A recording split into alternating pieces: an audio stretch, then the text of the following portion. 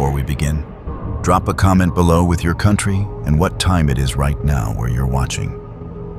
Whether it's sunrise in Nairobi, midnight in New York, afternoon in Canada, or evening in France, I want to know. Don't just sit back. Tell me where in the world you are. Now, let's dive into the story. Mira Jensen's hands trembled as she stared at her phone screen in the darkness. The apartment was cold, silent except for the rhythmic whimpering of her 6-month-old son, Elijah, lying in a laundry basket she'd lined with towels. The power had been cut 3 days ago. The refrigerator stood empty except for half a jar of applesauce that had gone bad. Her last diaper sat crumpled on the counter, already used twice and rinsed out in the sink. She'd cried so much in the past week that her eyes felt like sandpaper. Now at 2 a.m, she was beyond tears, beyond pride. She typed the message with shaking fingers, her vision blurred from exhaustion and shame. The words felt like swallowing glass. Marcus, I know I never ask, but I need $50. Just until Friday. Elijah needs formula and I have nothing left. Please. She pressed send before she could change her mind, before the last shred of her dignity could stop her. Marcus was her older brother, the only family she had left after their parents died in a car accident 2 years ago. He'd told her not to keep the baby, told her the father would leave. He'd been right about everything, and that made asking him for help even harder. She set the phone down on the chipped Formica counter and picked up Elijah, bouncing him gently even though her arms ached with a bone-deep exhaustion that sleep couldn't fix. Her phone buzzed. She grabbed it, expecting Marcus's usual lecture wrapped in reluctant agreement. Instead, she saw an unknown number. Her heart sank. Wrong number. She'd mistyped in her desperate haze. Who is this? The message read.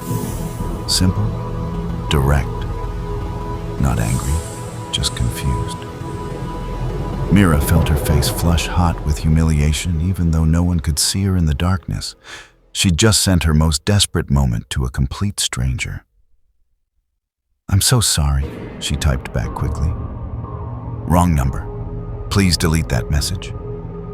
She wanted to throw the phone across the room, wanted to scream at the universe for this final humiliation. But Elijah chose that moment to let out a sharp, hungry cry that cut through her like a knife. Another buzz. Are you okay? Do you really need help? Mira stared at the screen, her breath catching in her throat. Who asks that? Who cares about a stranger's accidental cry for help at 2 a.m? Her fingers hovered over the keyboard. Every instinct screamed at her to lie, to say she was fine, to disappear back into her private nightmare. But Elijah's cries grew louder, more insistent, and she felt something inside her crack open. I texted the wrong person. I was trying to reach my brother. My baby needs formula, and I don't have money until my paycheck Friday. I'm sorry to bother you. She hit send and immediately regretted it. What was she doing telling a stranger this? What if they were dangerous? What if they mocked her? The response came within seconds. What's your address? Mira's blood went cold. This was it. This was how horror stories started. Desperate woman gives stranger her address in the middle of the night. But then another message followed. I'm sending you money for formula and whatever else you need. No strings. You don't have to pay me back. She read it 3 times, certain she was hallucinating from hunger and exhaustion. Nobody did this. Nobody just helped strangers who accidentally texted them. It had to be a scam or a joke or something worse. I can't accept that, she typed back, even as her eyes filled with tears at the kindness of the offer, real or not. I don't even know you. My name is Jackson Albright. You don't have to know me to deserve help. Check your banking app in 5 minutes. The message sat on her screen like something from another dimension. Another world where people were kind and miracles happened to girls like her. Mira's hands shook as she opened her banking app. The one that usually showed a balance of $3.47 and a list of declined transactions. She watched the screen, her heart pounding so hard she could hear it in her ears. 4 minutes passed. Then, as if the universe had suddenly decided to rewrite all its rules, her phone pinged with a notification. Deposit $5,000. Mira Jensen dropped to her knees on the cold linoleum floor, clutching her baby to her chest, and sobbed like something broken had suddenly been made whole. The fluorescent lights in the Riverside Diner flickered as they always did around midnight, casting strange shadows across the cracked vinyl booths. Mira wiped down table 7 for the 3rd time, her lower back screaming in protest. 6 months after giving birth, her body still hadn't recovered from the emergency C-section that had nearly killed both her and Elijah. The scar across her abdomen pulled tight whenever she bent over, a constant reminder of how close she'd come to leaving her son motherless. She glanced at the clock above the pie display. 3 more hours. 3 more hours of carrying heavy plates, forcing smiles at drunk customers who left no tips, and pretending her feet weren't bleeding inside her worn-out sneakers. Order up. Tommy, the night cook, slammed his hand on the bell twice, his signal that he was in a mood. Mira grabbed the plates, 2 breakfast specials, even though it was almost 1 in the morning, and carried them to the couple in booth 3. They didn't look up from their phones as she set the food down. No thank you. No acknowledgement. She was invisible, just like she'd been invisible her whole life. The girl who got decent grades but never quite good enough for scholarships. The girl whose parents loved her but died before teaching her how to navigate the world alone. The girl who believed Dante when he said he loved her. Believed him right up until the pregnancy test showed positive, and he disappeared like smoke. Her phone buzzed in her apron pocket. She pulled it out, hoping irrationally that it might be her landlord saying the eviction notice was a mistake. Instead, it was a text from the electric company. Final notice. Payment required within 48 hours or service disconnection. $347.82. She had $37 in her bank account. Tomorrow was payday, but after rent, she'd have maybe $50 left for the entire month. Formula cost $40 a can. Diapers were another $30. The math didn't work. It never worked. She'd been doing this impossible calculation for 6 months, robbing Peter to pay Paul, choosing between eating and keeping the lights on, and every month she fell further behind. Mira, you gonna stand there daydreaming or you gonna work? Tommy's voice cut through her thoughts like a serrated knife. She shoved the phone back in her pocket and forced her feet to move, forced her face into something resembling pleasant. This job paid $7.25 an hour plus tips that averaged maybe $20 a night. It was all she could get without a college degree, without childcare, without references from her last job at the call center that fired her for missing too many days when Elijah was sick. She was trapped in a cycle she couldn't break, drowning in slow motion while everyone around her pretended not to notice. The diner door chimed and Marcus walked in, his work boots tracking mud across the floor she'd just mopped. Her older brother looked exhausted, his face lined with the kind of weariness that came from working construction in the Texas heat for 12 hours a day. He slid into booth 7 without being seated, and Mira felt her stomach twist. He never came to her work unless something was wrong. She grabbed a coffee pot and 2 mugs, walking over slowly, dreading whatever news he'd brought. "You working a double?" he asked, his voice flat. and she knew immediately that he wasn't here to chat. Just covering for Angela. She called in sick. Mira poured coffee into both mugs, the bitter smell filling the space between them. Marcus wrapped his calloused hands around the cup, but didn't drink. "I got your message about the rent," he said finally, and Mira felt her face burn with shame. She'd texted him 2 days ago, asking if he could loan her $200. He hadn't responded. "Marcus, I know you're tired of this, but I'm doing everything I can." He held up one hand, cutting her off. "I can't keep doing this, Mira. I got my own family. Cassie's pregnant again. I can't be your backup plan every month." The words hit her like physical blows, each one finding the soft places she'd tried to protect. Sunlight streamed through the thin curtains of Mira's apartment, turning the dust motes into tiny dancers suspended in air. She sat on the edge of her second-hand couch, staring at her phone screen like it might suddenly reveal itself as an elaborate prank. The $5,000 was still there. Real. Impossible. She'd already checked her account 17 times since dawn, certain that each refresh would show the money vanishing like it had never existed.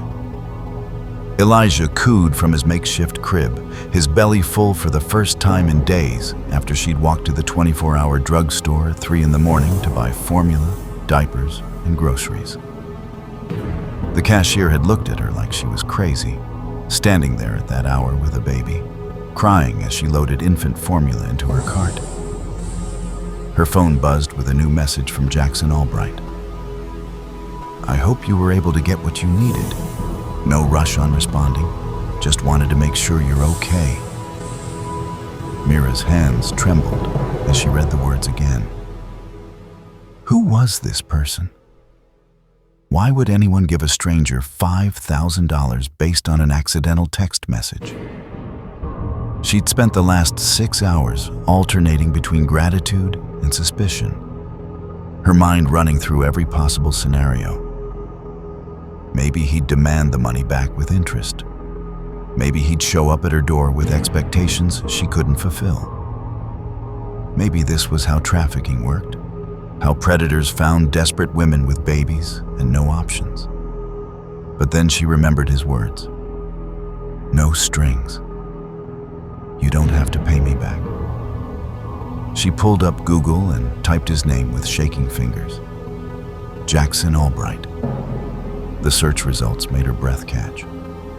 CEO of Helix Core Technologies. Net worth estimated at $2.3 billion. She scrolled through images of a man in his late 30s, dark hair graying at the temples, sharp jaw, eyes that looked tired even in professional photos. Articles about tech innovations, humanitarian efforts, a foundation for single mothers. Her throat tightened. He'd sent her $5,000 the way she might give a homeless person $5. It meant nothing to him. It meant everything to her. Thank you, she typed, then deleted it. I don't know how to thank you, she tried again. But that felt wrong too. How do you thank someone for saving your life? Because that's what he'd done.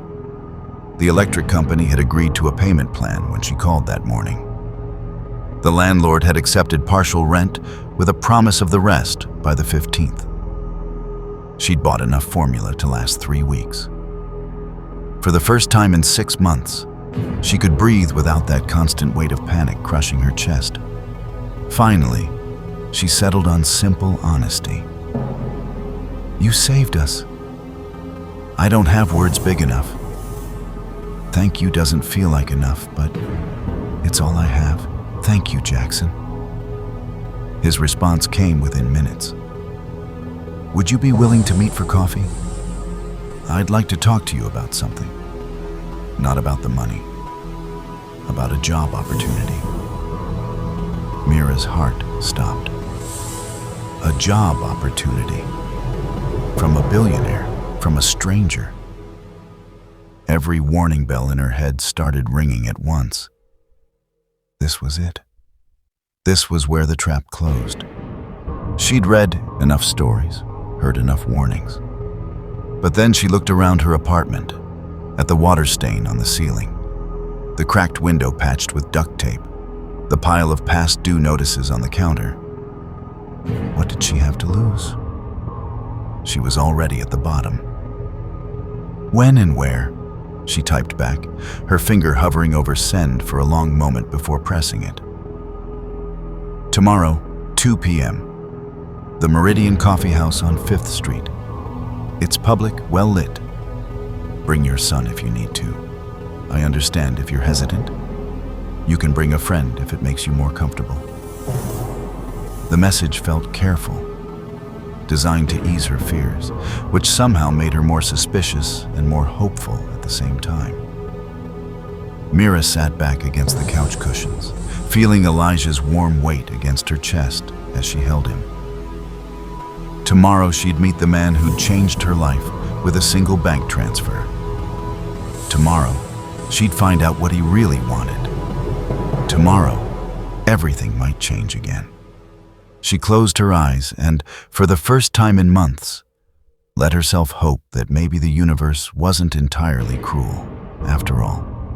The Meridian Coffee House smelled like roasted beans and vanilla, warm and inviting in a way that made Mira feel immediately out of place. She stood in the doorway with Elijah strapped to her chest in a carrier. Her best jeans still faded at the knees, her only decent shirt wrinkled because she didn't own an iron. The other customers looked polished, laptops open, designer bags hanging on chair backs. She almost turned around, almost ran. But then she saw him sitting in the corner booth, and her feet moved forward before her brain could override them. Jackson Albright looked different than his photo, more real. His shirt was expensive but rumpled, sleeves rolled up to reveal forearms marked with what looked like old scars. His eyes tracked her movement across the cafe, and she saw something flicker in them. Recognition. Not of her face, but of something else, something familiar. He stood as she approached, his movements careful, non-threatening. "Mira?" His voice was lower than she'd expected, rougher. She nodded, suddenly unable to speak. "Thank you for coming. Please sit. Can I get you something? Coffee? Tea? They have great sandwiches here." She shook her head, then changed her mind. "Coffee. Black. Thank you." While he went to order, she studied him from behind. Tall, maybe 6'2", expensive watch. Shoes that probably cost more than her monthly rent. But his jeans had a small tear at the back pocket, and his hair looked like he'd been running his hands through it all morning. He came back with 2 coffees and a bag of what smelled like fresh pastries. "I didn't know if you'd eaten," he said, pushing the bag toward her. "I always think better with food." It was such a small gesture, but it made her eyes sting. When was the last time someone had thought about whether she'd eaten? She pulled out a croissant, the buttery layers still warm, and took a bite. It tasted like heaven. "I'm going to be direct because I think you deserve that," Jackson said, wrapping his hands around his coffee cup the same way Marcus had done 3 nights ago, but with a completely different energy. "I don't make a habit of giving money to strangers. But your text message hit me at a moment when I was questioning what I do with my wealth. My assistant had just shown me a report on how much our company spent on a corporate party. $50,000 for one night. And here you were, desperate for $50 to feed your baby. It felt like the universe was holding up a mirror." He paused, studying her face. "So I looked you up." Mira's spine stiffened. "You investigated me?" Her voice came out sharper than intended, defensive. Elijah stirred against her chest, sensing her tension. Jackson nodded slowly, not apologizing. "I did. I know you worked at Meridian Call Center until 4 months ago. I know you were let go for attendance issues related to your son's health. I know you're working nights at Riverside Diner for minimum wage. I know your parents died 2 years ago, that you have no degree, and that you're 3 months behind on rent. Each fact felt like a stone being placed on her chest. Her private shame, her failures, laid out like evidence. She started to stand, anger finally breaking through the fear. Wait. His hand moved toward her but didn't touch, just hovered in the air between them like a question. I'm not telling you this to humiliate you. I'm telling you because I need someone I can trust.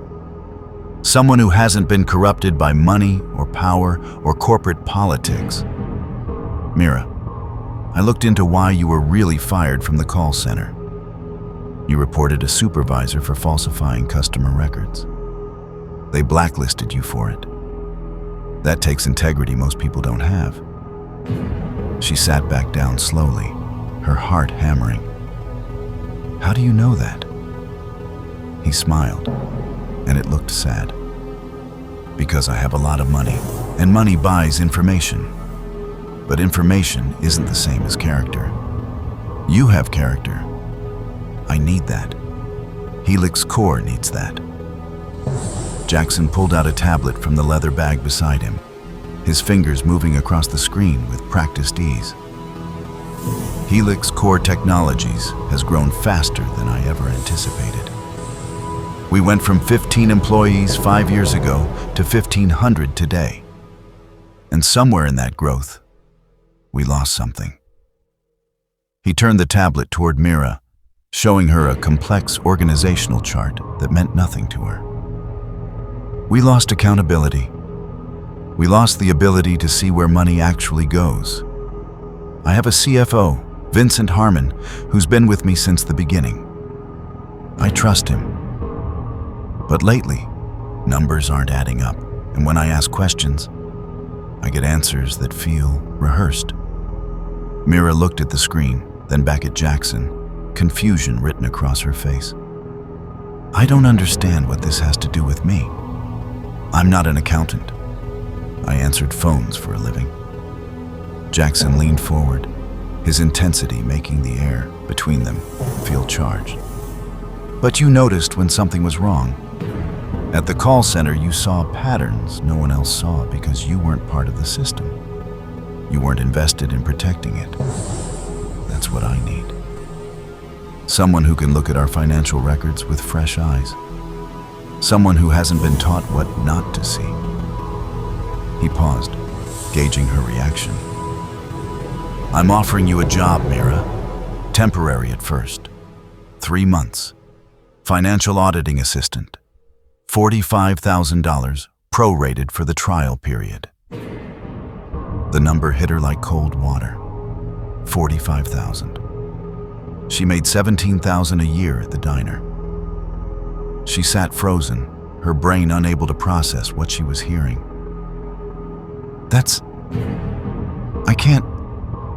I don't have any qualifications for something like that. Her voice sounded small, defeated before she'd even tried. Jackson shook his head firmly. You have the most important qualification. You're not afraid to tell the truth, even when it costs you everything. The technical skills we can teach you. The integrity? That can't be taught. You either have it or you don't.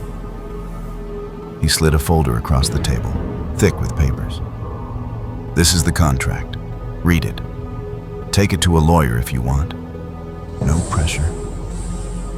But Mira, I'm not offering this out of charity. I'm offering it because I genuinely believe you can help me. She opened the folder with trembling hands, her eyes scanning words that swam together. Benefits package, flexible hours, on-site childcare. That last phrase made her breath catch. Childcare? Jackson nodded. We have a corporate daycare center on the 5th floor, state licensed, free for employees. Elijah would be 2 floors down from your office. You could visit him during breaks. Tears blurred her vision. She'd been so afraid to hope for anything, had learned that hoping just made the disappointment sharper. But here was this man, this stranger, offering her not just money, but dignity, a future. "Why me?" she whispered. "You could hire anyone. Someone with degrees and experience and references." "Because those people have too much to lose," Jackson said quietly. "They have mortgages and reputations and career trajectories. They won't risk all that to tell me the truth. But you've already lost everything. You're not afraid of losing what you don't have. That makes you dangerous to anyone who's lying. It makes you valuable to me." He stood, leaving the folder in front of her. "Think about it tonight. Call me tomorrow. If you decide yes, we'll start Monday. I'll have my assistant arrange childcare orientation for Elijah. If you decide no, the $5,000 is still yours, no strings attached. Either way, you don't owe me anything." He started to walk away, then turned back. "One more thing. Trust your instincts, Mira. They've kept you alive this long. They'll keep you alive in my world too." After he left, Mira sat in that coffee shop for 2 more hours, reading every word of the contract 3 times. The waitress refilled her coffee without asking, probably sensing that she needed the space. Elijah slept against her chest, his tiny heartbeat steady and sure, reminding her why she had to do this. Not just for the money, though God knew she needed it, but because for the first time in her life, someone was offering her a chance to be more than just a survivor. To be someone who mattered. Someone who could protect her son and maybe, just maybe, build something that looked like a real life. She pulled out her phone and typed a message before she could second-guess herself. "Monday morning, I'll be there. Thank you for believing in me when I don't believe in myself yet." The Helix Core building rose 43 stories into the Seattle skyline, all glass and steel that reflected clouds and made Mira feel impossibly small. She stood on the sidewalk Monday morning at 8:15, Elijah in her arms, a diaper bag slung over her shoulder, wearing the only professional outfit she owned, a black skirt suit she'd bought at Goodwill for a job interview 3 years ago. The elevator lobby was crowded with people in expensive clothes, everyone moving with purpose, everyone belonging except her. She almost turned around, almost ran back to the diner, where at least she understood the rules. But then the security guard smiled at her, warm and genuine. "You must be Mira Jensen. Mr. Albright said to expect you. 5th floor for childcare, then up to 37. The childcare center looked like something from a magazine. Bright colors, soft mats, toys that probably cost more than her monthly rent. A woman in her 50s with kind eyes and gentle hands took Elijah from her arms, already cooing at him, already making him smile. "We'll take good care of him," she promised. "You can call down anytime. We'll send you photos every hour." Mira's hands felt empty without her son, but the knot of constant anxiety in her chest loosened slightly. He was safe, fed, warm. She could focus, maybe for the first time since he was born, on something other than pure survival. The elevator ride to the 37th floor felt like ascending into another dimension, one where people like her didn't belong. Jackson's assistant, a sharp-eyed woman named Petra, who wore red lipstick like war paint, met her at the elevator. "Conference room 3, Jackson's already waiting." She led Mira through a maze of cubicles and offices, past people typing furiously, talking on headsets, scribbling on whiteboards covered in equations she couldn't begin to understand. Then they were in a glass-walled conference room, and Jackson stood from the table, looking somehow both exhausted and energized. Beside him, sat a man in his early 40s.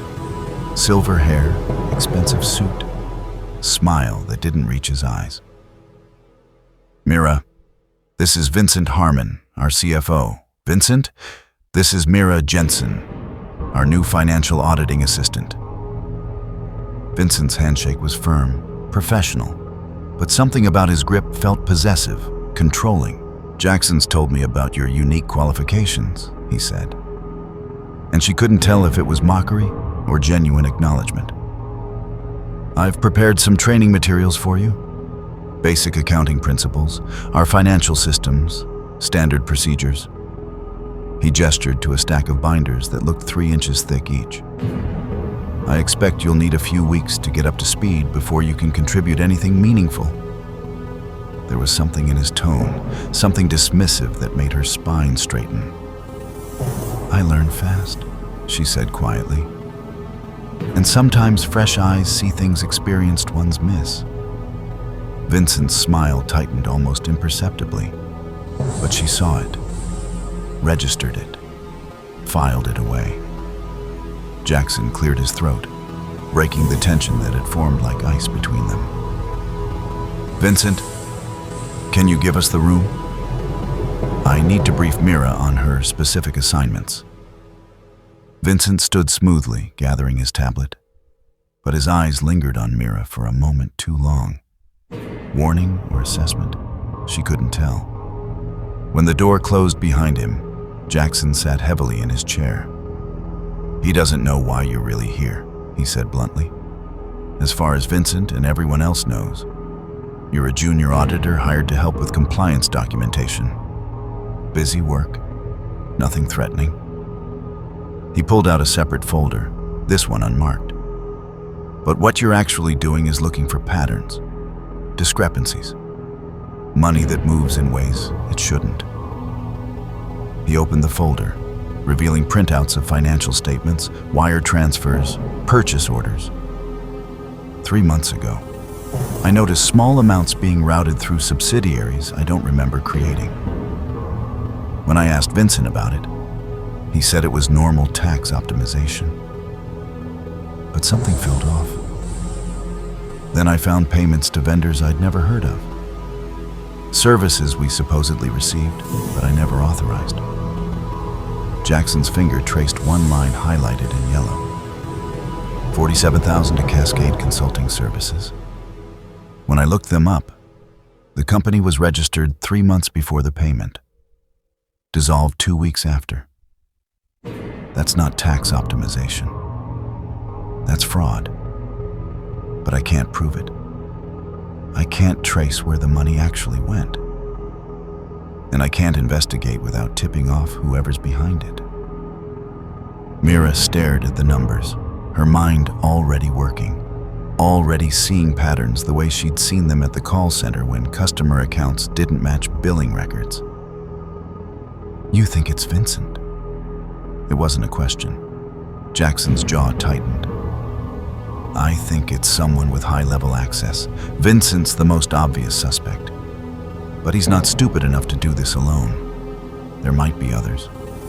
Board members, department heads. I don't know who to trust anymore in my own company." He looked at her then, really looked at her, and she saw the weight he carried. "That's why I need you, Mira. You don't owe anyone here loyalty. You're not part of the old boys club. You'll see what they've trained themselves not to see." 2 weeks into her new job, Mira sat in her small office at midnight, the building nearly empty except for security guards and cleaning crews. Her eyes burned from staring at spreadsheets, but she couldn't stop. She'd found something. 17 different shell companies, all created within a 6-month window, all dissolved within weeks of receiving payments from Helix Core. The amounts were small enough not to trigger automatic audit flags. Never more than 50,000, usually closer to 30.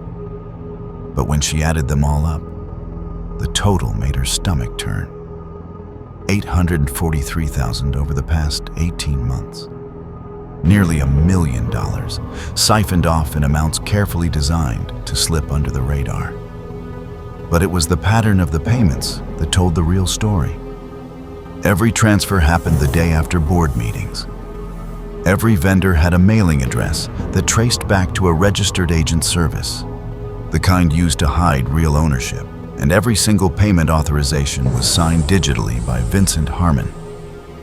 She'd spent days learning the company's financial systems, cross-referencing bank statements with internal purchase orders, following digital breadcrumbs that someone had tried very hard to scatter and hide.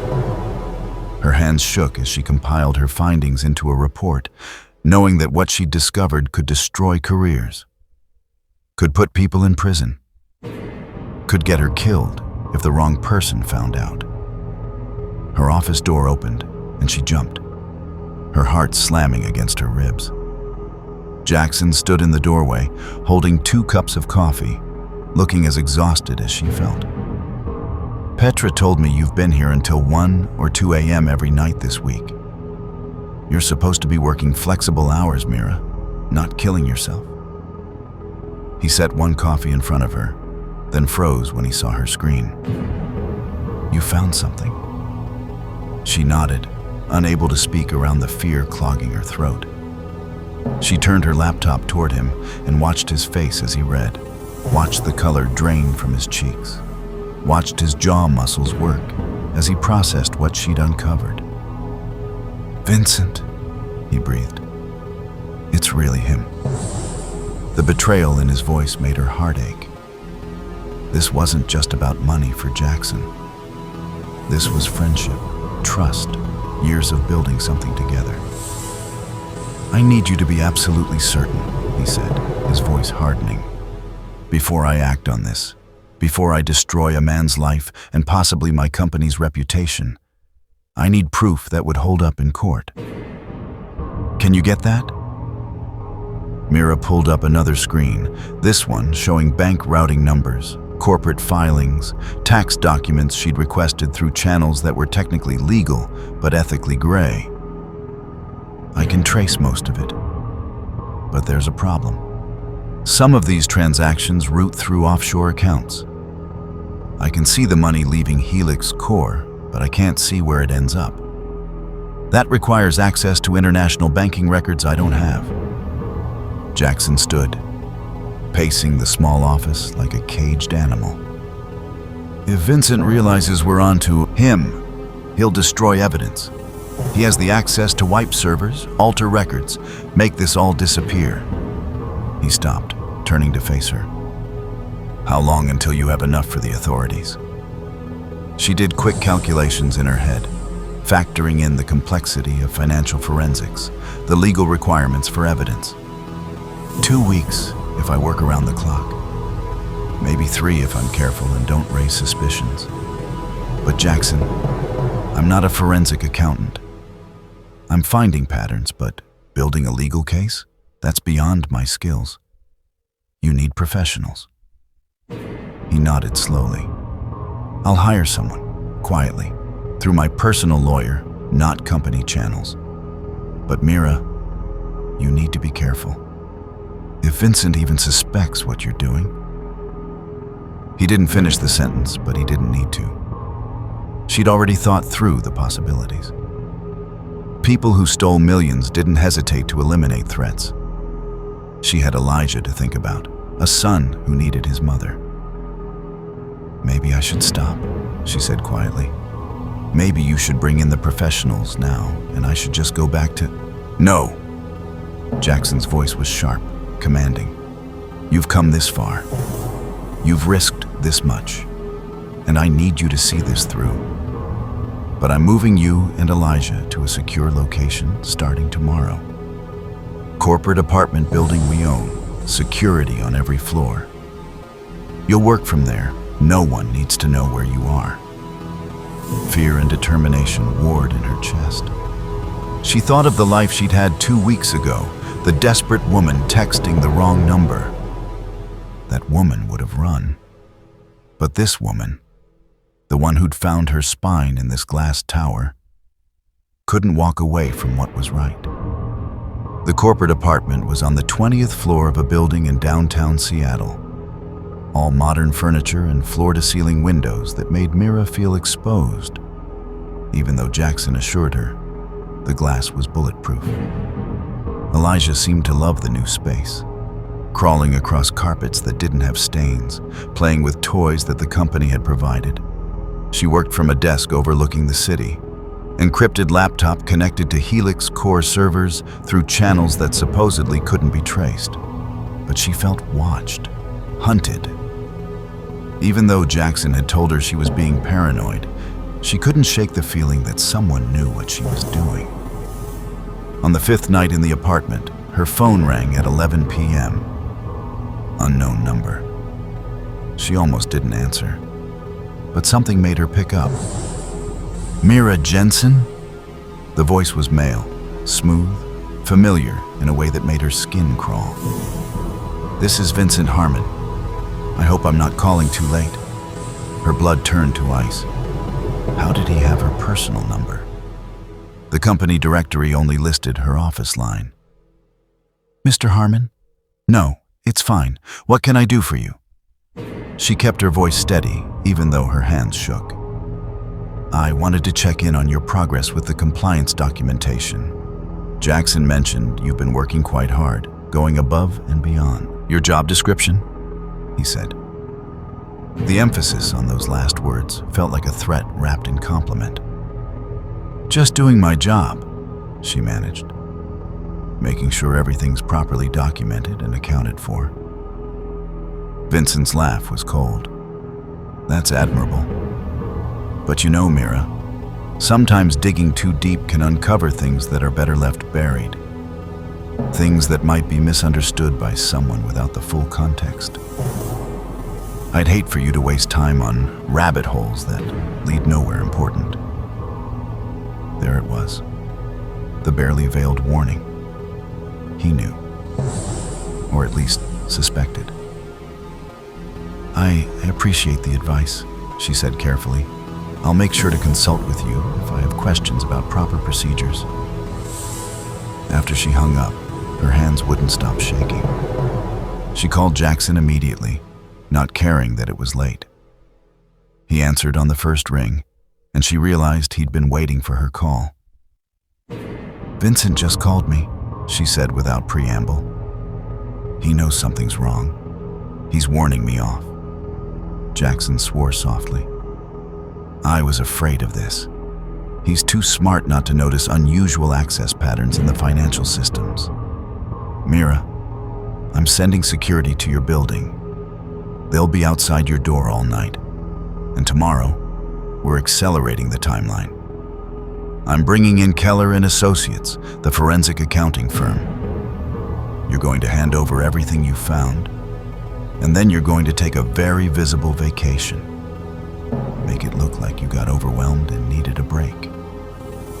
But Mira's mind was already racing ahead, seeing possibilities that scared and empowered her in equal measure. No, that's what he expects. If I run now, he'll know for certain that I found something significant. He'll have time to cover his tracks better. We need to make him think I'm not a threat. She took a deep breath, committing to the dangerous idea forming in her mind. I need to go to him tomorrow. Ask him for help with the compliance project. Act confused in over my head.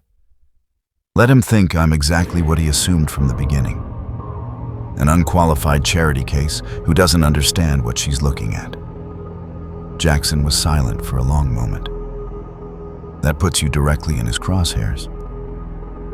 I'm already in his crosshairs, she countered. But right now, he's not sure what I know or how much of a threat I am. If I can convince him I'm harmless, he'll relax. Maybe make a mistake. Give us the time we need to build an airtight case. She heard Jackson's breath hitch, knew he was weighing the risk against the reward. If you do this, you wear a wire. You don't meet him alone. You record everything he says. And at the first sign of danger, you get out. I won't sacrifice you to catch him, Mira. Not even to save my company. His words wrapped around her like armor, and she realized with stunning clarity that somewhere in the past 3 weeks, this had stopped being just about a job. This was about justice, about proving that people like Vincent couldn't destroy people like her without consequences. The next morning, Mira walked into Vincent Harmon's office on the 40th floor, wearing her cheapest outfit, her hair deliberately messy, dark circles under her eyes that weren't hard to fake. She'd spent the night reviewing everything she'd found, memorizing details so she could pretend not to understand them. Vincent looked up from his computer, surprise flickering across his face before he schooled it into professional concern. "Mira, I didn't expect to see you. Come in, please." His office was all dark wood and leather, walls covered with awards and photos of him shaking hands with politicians and celebrities. Power. This room reeked of it. "I'm sorry to bother you," she said, making her voice small, uncertain. "But I'm really struggling with this compliance project. I thought I understood the financial systems, but the more I dig, the more confused I get. I found all these subsidiary payments and vendor records that don't make sense to me, and I'm worried I'm doing something wrong." She watched his eyes, saw the calculation happen in real time, saw him decide she was indeed harmless. The tension in his shoulders eased. "That's completely normal," he said smoothly, gesturing for her to sit. "Financial systems in a company this size are incredibly complex. What specifically is confusing you?" She pulled out a folder, one she'd prepared carefully with Jackson's help, showing just enough to seem thorough, but not enough to reveal what she'd really found. "These payments to consulting companies. I can't find contracts or project documentation for most of them. Are they stored somewhere else? Should I be requesting additional records?" She made herself look earnest, desperate for guidance, everything he expected from someone like her. Vincent took the folder, flipping through pages with practiced ease. "Ah, yes. These are all standard operational consulting. The contracts are filed with legal, not in the general financial system. You wouldn't have access to those. I can get you what you need. But honestly, Mira, this level of detail isn't necessary for compliance documentation. You're going above and beyond what Jackson asked for." He handed the folder back with a smile that was meant to be reassuring, but felt patronizing. "Why don't you focus on the straightforward accounts? Leave the complex corporate structure analysis to those of us with more experience. No shame in knowing your limitations." The wire taped to her ribs felt hot against her skin, recording every word, every dismissal, every condescending smile.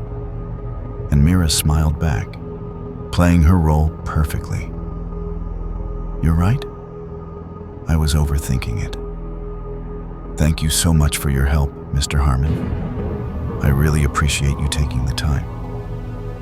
As she left his office, she felt his eyes on her back, and she knew with absolute certainty that she'd just played the most dangerous game of her life, and won the first round.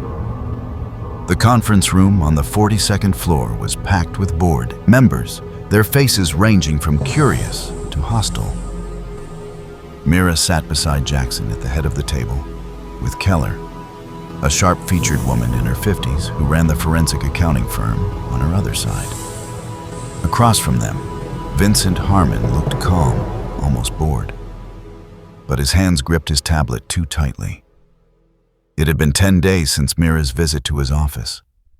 10 days during which Keller's team had worked around the clock, following the breadcrumbs Mira had found, building a case that couldn't be disputed. 10 days during which Vincent had grown increasingly nervous, making small mistakes that revealed his guilt to anyone watching closely. Jackson stood, his presence commanding immediate silence. "Thank you all for coming on short notice. What I'm about to present is difficult, but necessary. For the past 2 months, we've been conducting an internal investigation into financial irregularities. What we've found is systematic fraud perpetrated by someone with high-level access to our financial systems. He nodded to Keller, who connected her laptop to the projector. The screen filled with spreadsheets, bank statements, corporate filings. Over the past 18 months, $843,000 has been siphoned from Helix Core through 17 shell companies. The money was routed through offshore accounts and ultimately ended up in personal accounts belonging to Vincent Harmon and 3 of our board members. The room erupted. Voices overlapping, some defensive, some shocked, some already calculating their legal exposure. Vincent stood slowly, his face a mask of wounded dignity. "This is outrageous, Jackson. I've given you 15 years of my life. I've built this company's financial infrastructure from the ground up. And you're going to accuse me based on what? The confused analysis of some junior auditor with no qualifications?" He gestured dismissively at Mira, and she felt the familiar sting of being underestimated. But this time, it didn't hurt. It empowered her, because she knew what he didn't, that she'd been recording every interaction, that Keller had found the smoking gun, that his arrogance was about to destroy him. Keller stood, her voice cutting through the chaos like a scalpel. "Mr. Harmon, we have documentation of every fraudulent transaction. We have the corporate filings showing you as the registered agent for 12 of the shell companies. We have bank records proving the money ended up in accounts controlled by you. We have recorded conversations where you attempted to dissuade Ms. Jensen from her investigation. And we have testimony from your personal banker who, when faced with federal subpoena, confirmed that you've been receiving these funds for over a year." She advanced slides showing damning evidence, each one building an inescapable cage around Vincent. "You made one critical mistake. You thought small amounts wouldn't be noticed. But patterns are patterns, no matter the size." Vincent's mask cracked, his face flushed red, veins standing out on his neck. "You have no idea what you've done," he hissed. But whether he was talking to Jackson, Mira, or Keller wasn't clear. "This company wouldn't exist without me. I've covered your mistakes, Jackson. I've saved you from your own idealism. That money was compensation for everything I sacrificed." His hand slammed down on the table, making several board members flinch. "And you let some desperate waitress destroy everything we built because you felt guilty about your privilege? She's playing you. Can't you see that? She saw an opportunity and took it.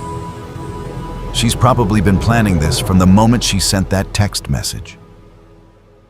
The accusation hung in the air like poison. Mira felt every eye turn to her, saw doubt flicker across faces. This was the moment she'd feared, when her past would be weaponized against her, when being poor would be treated as evidence of moral failing. But Jackson's hand found hers under the table, squeezing once, grounding her. "Vincent?" Jackson said quietly, and the disappointment in his voice was worse than any anger could have been. "Mira found the fraud because she wasn't afraid to look. Because she has integrity you clearly lost years ago. And your attempt to discredit her now? It's the final proof of your guilt. Security is outside. The FBI is waiting in my office. You can walk out with dignity, or you can be carried out. Your choice, ma'am." The fight drained out of Vincent all at once, his body sagging like a puppet with cut strings. "It started small," he said, voice hollow. "Just evening out the books, making the numbers look better for investors. Then it became easy. Too easy. And I told myself I deserved it, that I'd earned it. He looked at Mira then, really looked at her, and she saw something like respect mixed with the hatred. "You're right. I underestimated you. Biggest mistake of my career." Security entered the room, and Vincent stood, straightening his tie with shaking hands. As they led him away, the board members sat in stunned silence, and Mira felt the weight of what they'd accomplished settle over her. They'd won. Justice had been served. But the cost had been someone's career, someone's freedom, someone's entire life unraveling in real time. Victory didn't feel as clean as she'd imagined. After the board members filed out, after Keller packed up her evidence, after the room emptied except for Jackson and Mira, they sat in the silence. "You did it," Jackson said finally. "You saved this company. Saved my company." Mira shook her head. "We did it. You trusted me when you had no reason to. You gave me a chance when everyone else saw a charity case. I just wasn't afraid to look at the truth." Jackson turned to face her, his expression serious. "That's not a small thing, Mira. Most people are terrified of truth. They'd rather live comfortable lies. You chose the hard right over the easy wrong. That's rare. That's valuable. That's why I have one more offer for you." 6 months later, Mira stood in her new office on the 38th floor, looking out over Seattle as the sun set, painting the city in shades of amber and rose. The nameplate on her door read, "Mira Jensen, Head of Internal Audit." It still felt surreal, like someone else's life she was temporarily inhabiting. But the weight of the keys in her pocket, the security badge that gave her access to every financial system in the company, the respect in people's eyes when she walked through the halls, these things were real, hard-earned, hers. On her desk sat a framed photo of Elijah, now 14 months old, grinning at the camera with 2 new teeth in his father's eyes. Eyes she used to hate looking at, but had learned to see as just one part of her son's beautiful face. Her phone buzzed with a text from Jackson. "Board meeting in 10. Don't be late. You're presenting the new ethics oversight protocol." She smiled, grabbing the tablet that contained her presentation. Months of work distilled into slides that would fundamentally change how Helix Core operated. After Vincent's arrest, which had made national news, Jackson had been shaken. He'd implemented sweeping reforms, created new oversight positions, and made transparency the company's core value. And he'd put Mira at the center of it all, trusting her with the power to investigate anyone, including himself, if she found cause. It was terrifying, empowering, everything she had never known she was capable of being. The boardroom was full when she arrived, and she recognized the faces from that day 6 months ago, plus new members who'd replaced the 3 caught up in Vincent's scheme. They looked at her with varying degrees of respect, skepticism, and curiosity. She was still the youngest person in the room by 15 years, still the only one without a college degree, still the woman who'd been desperately texting for $50 less than a year ago. But she'd learned that her value wasn't in her credentials. It was in her willingness to see clearly and speak truthfully. "Good evening," she began, her voice steady and clear. "Today I'm presenting our new ethics and accountability framework, designed to ensure that what happened with Vincent Harmon can never happen again." For the next hour, she walked them through protocols, systems, and oversight mechanisms that would make Helix Core a model for corporate governance. She answered challenging questions from former CEOs and venture capitalists, held her ground when they pushed back, and explained complex financial concepts in language that made sense. When she finished, the room was silent for a long moment. Then the applause started, scattered at first, then building to something that sounded like genuine appreciation. Jackson caught her eye across the table, and nodded once, pride evident in his expression. After the meeting, as board members filed out offering congratulations and handshakes, she felt something shift inside her. The girl who'd been ashamed of asking for help had died. The woman who stood in her place knew her worth. Later that evening, Mira picked up Elijah from the childcare center, laughing as he babbled excitedly about his day, trying to tell her something in his own toddler language. They drove to their new apartment, not corporate housing, but a real place she'd leased with her own salary, in a neighborhood with good schools and parks where children played. It wasn't fancy, but it was clean and safe and theirs. She made dinner while Elijah played with blocks, normal domestic scenes that had once seemed impossibly out of reach. Her phone rang as she was setting the table. Marcus. They'd been talking more lately, her brother slowly thawing after months of her proving that this wasn't a fluke or a scam or some billionaire's weird whim, that she'd actually earned her place. Hey, his voice came through, warmer than it had been in years.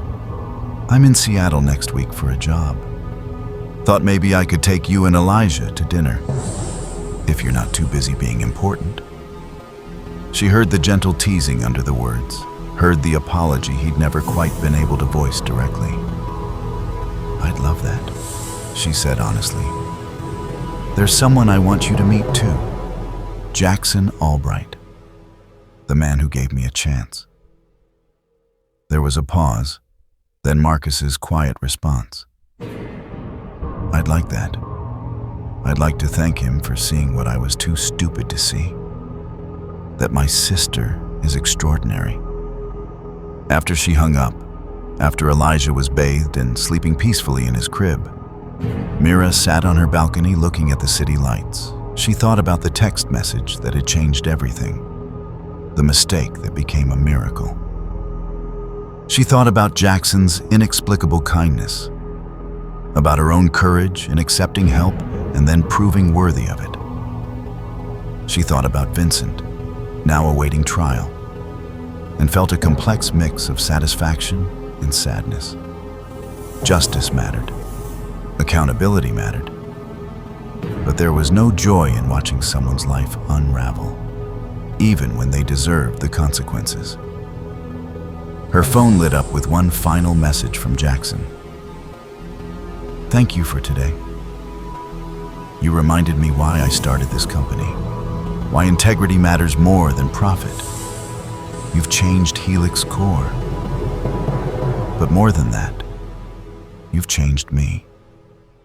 She typed back simply, you changed my life by seeing me when I was invisible. I'll never forget that. And I'll spend the rest of my career making sure others get the same chance. She hit send and closed her eyes, breathing in the cool Seattle air, feeling the weight and wonder of how far she'd come. From a desperate mother texting the wrong number to a woman who'd brought down corruption and rebuilt herself in the process. The journey had been terrifying. But standing here now, with her son safe, her future secure, and her integrity intact, she knew one thing with absolute certainty. She would never be invisible again. And she would spend the rest of her life making sure no one else had to be either.